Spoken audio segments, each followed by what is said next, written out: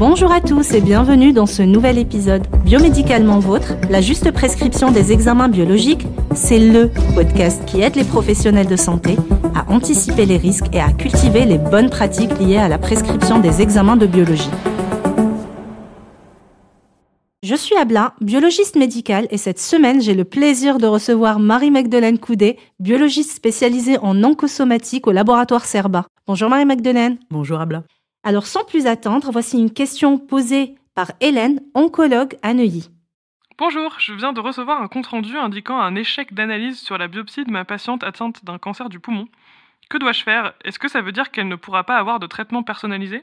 Marie-Magdeleine, avant de répondre à Hélène, est-ce que vous pouvez nous rappeler ce que c'est qu'un échec en oncosomatique ? Oui, bien sûr. Alors, un échec en oncosomatique, c'est le fait que le matériel que l'on ait reçu, sur lequel on a extrait de l'ADN ou de l'ARN, soit de qualité insuffisante pour pouvoir se permettre de rendre un résultat. Très bien. Et ce n'est pas l'équivalent d'un résultat négatif ? Non, pas du tout, parce que on ne peut pas affirmer qu'il n'y a rien. C'est juste que la qualité n'est pas suffisante pour pouvoir se permettre de rendre ce résultat. Alors, quelles sont les principales causes de ces échecs ? Alors, elles sont multiples. On peut avoir déjà en premier lieu le fait que la biopsie soit d'une taille réduite. Plus la biopsie est de taille réduite et plus on aura un risque de ne plus avoir suffisamment de matériel une fois que l'anatomocytopathologiste aura fait ce qu'il incombe sur le début du matériel. Ensuite, l'autre possibilité, c'est qu'on ait un matériel de qualité médiocre par le fait qu'on ait de la nécrose au sein du tissu. Et enfin, le fait qu'on puisse travailler sur un matériel qui puisse être âgé, comme pour le cancer de la prostate où très régulièrement on travaille sur une prostatectomie qui peut avoir 4-5 ans et donc on sait que le matériel génétique s'altère au fil du temps.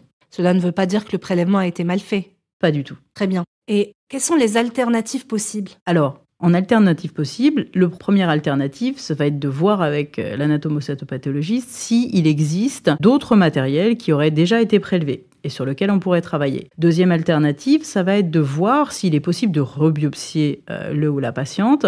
Et enfin, il est toujours possible d'envisager de faire un ADN circulant quand les deux premières options ne le sont plus. D'ailleurs, on avait fait un épisode ensemble sur l'ADN circulant, n'hésitez pas à aller l'écouter. Est-ce que Marie-Magdeleine, vous pouvez nous dire comment limiter le risque d'échec dès le prélèvement ? Alors, la première chose, c'est d'éviter les trop petites biopsies. On sait bien, et en particulier sur de la biopsie pulmonaire, que c'est quand même un acte extrêmement invasif. Si on peut limiter la taille de la biopsie, il la limite, mais il y a une limite quand même à ne pas atteindre, puisqu'il faut suffisamment de matériel pour que l'anatomocytopathologiste puisse faire les analyses qui sont les siennes et que le matériel qui reste ensuite puisse permettre l'analyse génétique pour pouvoir justement aller à la recherche des cibles théranostiques pour la patiente. Donc si je récapitule, un échec ne veut pas dire que tout est perdu. Il existe des alternatives, on peut reprélever, voir s'il existe un autre échantillon ou même passer à l'ADN circulant. C'est tout à fait ça. C'est le moment de la question rituelle. Est-ce que vous avez, Marie-Magdeleine, un cas qui vous a marqué ? Oui, j'ai le cas il y a quelques années d'une patiente pour laquelle effectivement, avec l'oncologue, on avait longuement discuté suite à 2 échecs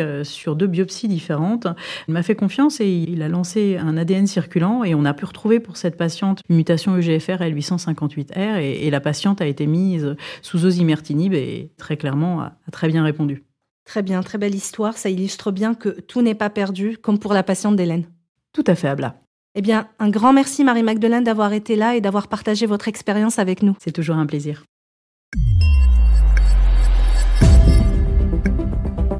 Vous souhaitez suivre nos actualités ?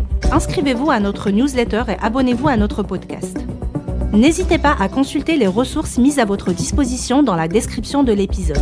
Et envoyez-nous vos questions à biomédicalementvôtre@lab-cerba.com. Je vous retrouve très bientôt pour un nouvel épisode de Biomédicalement Vôtre.